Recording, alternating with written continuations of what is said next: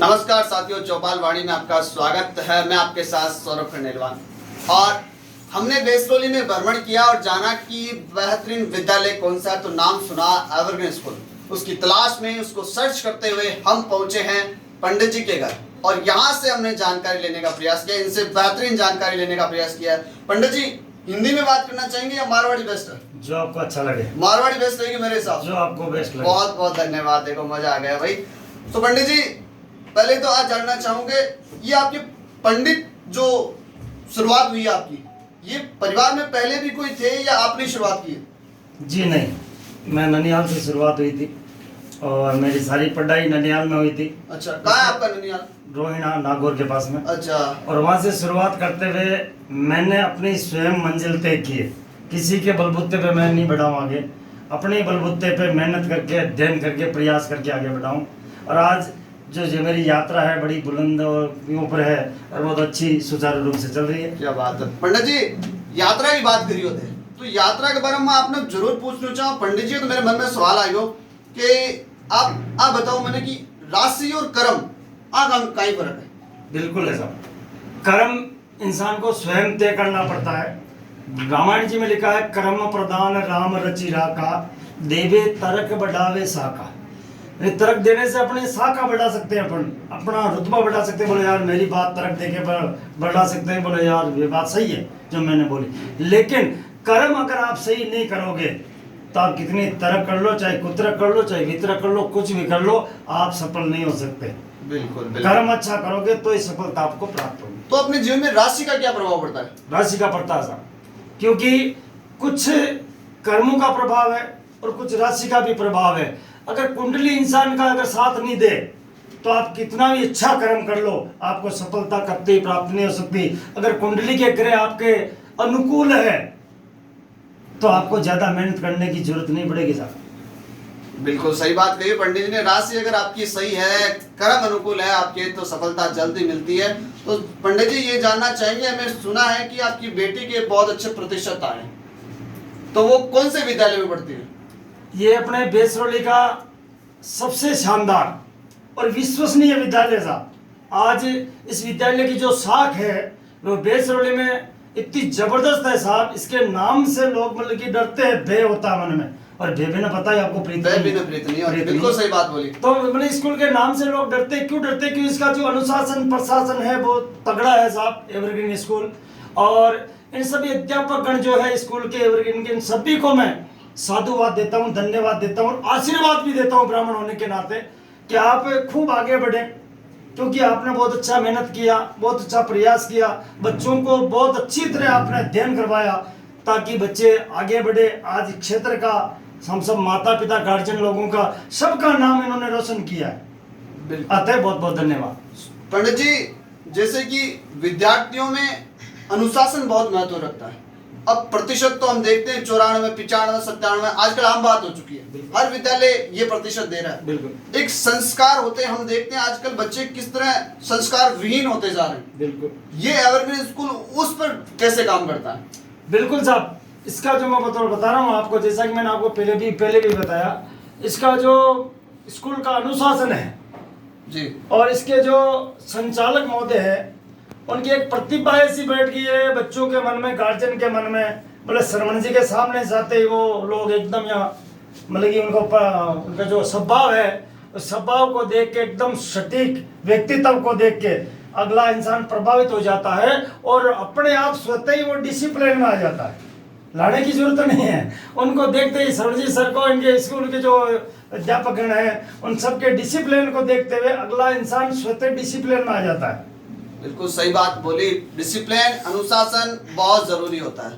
पंडित जी मैंने देखा है कि अपने जो भी अपना जो ब्राह्मण समाज है उसमें तिलक अधिकतर लोग लगाते हैं। आपने तिलक लगाना चाहिए, लेकिन इसकी क्या महत्वता है, क्या नहीं है, वो हम जानना चाहते हैं आपसे।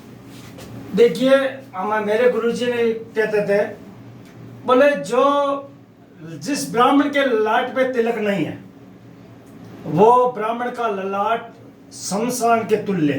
क्या बात बोली। यानी गुरुदेव तो रात को 1 बजे उठ के भी तिलक लगाते थे। रात को 1 बजे अगर उनका तिलक मिट गया तो क्या कहते थे, बोले बच्चे, मैंने एक बार पूछा उनसे, बोले गुरुदेव आप रात को तिलक लगा रहे हैं 1 बजे 12 बजे?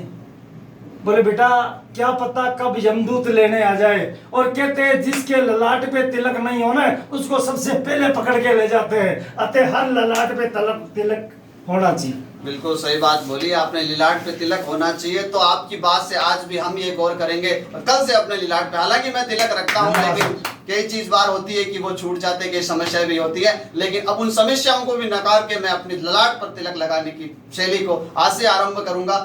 पंडित जी, अपने आसपास बहुत सारे विद्यालय, बहुत सारे स्कूल हैं, लेकिन आपने अपनी बेटी को एवरग्रीन में प्रवेश क्यों दिलाया? कुछ तो खास बात होगी। क्योंकि जैसे हमने बच्चों को गांव से बाहर निकाला, मेरा गांव ये एवरग्रीन स्कूल बेसरोली में है, बेसरोली गांव नहीं है, बाजू में पास में मानवा गांव पड़ता है, छोटा सा गांव मानवा। अच्छा। तो जैसे मैं अपने गांव से बाहर निकालने का विचार किया तो सबसे पहले मैंने ये सोचा, बोले बच्चियों को भेजना है तो कम से कम स्कूल में डिसिप्लिन होना जरूरी है। बिल्कुल। संस्कार विहीन अगर कई क्षेत्र में अगर आप कोई बच्चों को आपने भेज दिया, बच्चियों को विशेषकर बच्चियों को बिल्कुल। अगर भेज दिया तो क्या भरोसा अपने बच्चों के साथ कैसा व्यवहार हो, उसको देखते हुए सबसे पहले मैंने ये संपत जी और श्रवण जी सर की एक जोड़ी थी शानदार। ये संपत जी रामावत थे, वैष्णव है, सिरसला के, जो अभी एक बीमारी से थोड़ा ग्रसित है, और ईश्वर से मैं ये आराधना करूंगा नरसिंह भगवान से कि वो जल्द स्वस्थ हो और हमारे बीच में आए। संपत जी रामावत जो अभी कैंसर की बीमारी से पीड़ित हैं और उनका इलाज भी जयपुर में चल रहा है, भगवान करे वो जल्दी स्वस्थ हो। हम भी शुभकामनाएं करते हैं कि वो जल्दी स्वस्थ हो। ये संस्था उन्हीं की देन है, संपत जी सर की। क्या बात है। श्रवण जी और संपत जी की एक जोड़ी, एक शानदार जोड़ी की बदौलत है कि एवरग्रीन स्कूल आज ऐसे खिल रही है जैसे कोई सूर्य प्रकाशमान हो भूमि के ऊपर, उसी तरह। बिल्कुल सर। तो अब हम जानना चाहेंगे, बेटा आपका नाम क्या है? कृतिका पारिक हमारे साथ है। बेटा जो आपने रिजल्ट दिया है उसके पीछे सबसे बड़ा त्याग क्या किया आपने, किस चीज को छोड़ा था कि ये रिजल्ट बेहतरीन बने? मैंने अपने डेली रूटीन को, जो भी मैं चीज़ें करती थी उनमें से कुछ चीज़ों को छोड़ा और अपना एक रूटीन बनाया जिसमें मैं पढ़ सकूं, अच्छा वातावरण बनाया अपने आसपास पढ़ने वाला जिससे मैं पढ़ पाई। तो जो आपने टाइम टेबल बनाया था, झूठ मत बोलना, देखो दर्शकों को सीधी जानकारी मिलनी चाहिए, क्या आप डेली फॉलो कर पाते थे उस टाइम टेबल को? कभी कभी नहीं कर पाती थी क्योंकि ये पढ़ाई वाला जो माहौल है वो कभी कभी नहीं बन पाता है, फिर भी मैंने कोशिश की उसको बनाने की और अच्छा वातावरण बना के पढ़ाई। देखो आपको इतने अच्छे अभिभावक के रूप में ये पंडित जी मिले हैं, पिता के रूप में, तो इनका तो बखूबी सहयोग रहा है क्योंकि भाषा शैली से हमें ये अंदाजा लगता है। तो किस तरह से सहयोग रहा है इनका, पिताजी का? इनका मेरे साथ बहुत सहयोग है, मतलब इन्होंने मुझे इतना इंस्पायरेशन किया है कि इससे ही मैं आगे बढ़ पाई हूँ। ये कभी भी मुझे ऐसा कुछ नहीं कहते हैं, डराते नहीं है, मतलब नंबर कम बन जाए तो मुझे भी कुछ नहीं कहते हैं, कहते हैं कि कुछ नहीं बेटा अब आगे अगली बार अच्छे बन जाएंगे। ये जो आपका परिणाम रहा, आपको पिताजी तो नहीं डराते थे क्या? स्कूल में का डर आपके अंदर था? नहीं, बिल्कुल नहीं, स्कूल में ऐसे कोई नहीं डराता था, बस ऐसे नॉलेज देता था कि ऐसे करना है। स्कूल का नाम एवरग्रीन है आपकी, क्या वास्तव में वो एवरग्रीन है? हाँ बिल्कुल। बिल्कुल परफेक्ट है जी। बड़ा अच्छा लगा पारिक जी से मिलकर हमें कि बहुत ही सुंदर इन्होंने जानकारियां दी अपने धर्म, संस्कृति, कर्म, राशि और विद्यालय के बारे में। अगर आप भी विद्यालय में प्रवेश लेना चाहते हो, अपने विद्यार्थियों को नई स्कूल में प्रवेश दिलाना चाहते हो, मैं बात नहीं करूंगा एवरग्रीन स्कूल की, लेकिन एक बार विचार जरूर कीजिएगा जहां जैसे कि पंडित जी ने कहा संस्कार, क्यों सही कहा ना पंडित जी, जहां संस्कार हो वहां अपने विद्यालयों को जहां संस्कार हो वहां अपने विद्यार्थियों को प्रवेश दिलाए ताकि वो संस्कार आपको भविष्य में गौरवान्वित कर सके, क्योंकि आने वाला समय और भी बेहतर से बेहतरीन होगा ये कोई नहीं कह सकता। क्योंकि आने वाला समय, पंडित जी आने वाले समय से हमें याद आया वक्त कलयुग का चल रहा है और मीडिया के माध्यम से सुनने में आया कि जल्दी युद्ध की दशाएं भी चल रही है, ऐसा कुछ भी चल रहा है और कल की अवतार का भी अवतार होने वाला, ऐसी कुछ बातें चल रही है। तो ये बातें क्या कहाँ तक सत्य है? देखिए आप कि युद्ध का जहाँ तक सवाल है, कुछ देश की कुंडली में ग्रह नक्षत्र से बैठ जाते हैं जिनकी वजह से छोटी मोटी घटनाएं होती रहती है। हालांकि बड़ा युद्ध की कोई वैसी बात नहीं है, लेकिन छोटी मोटी घटनाएं घटती रहती है। बस कई भविष्यवाणियां भी है पुरानी जिन्होंने कह रखा बोले भाई विश्व युद्ध होगा। हाँ। भगवान करे अपन को नहीं देखना पड़े कि युद्ध किसी प्रकार मायने में कतई सही नहीं है, मैं सही नहीं मानता इसको, क्योंकि हजारों लोगों की जानें चली जाती है, बेगुनाह मारे जाते हैं, अतः युद्ध कतई सही नहीं है। और भगवान से यही प्रार्थना करेंगे कि अपने जीते जी कभी युद्ध ना हो।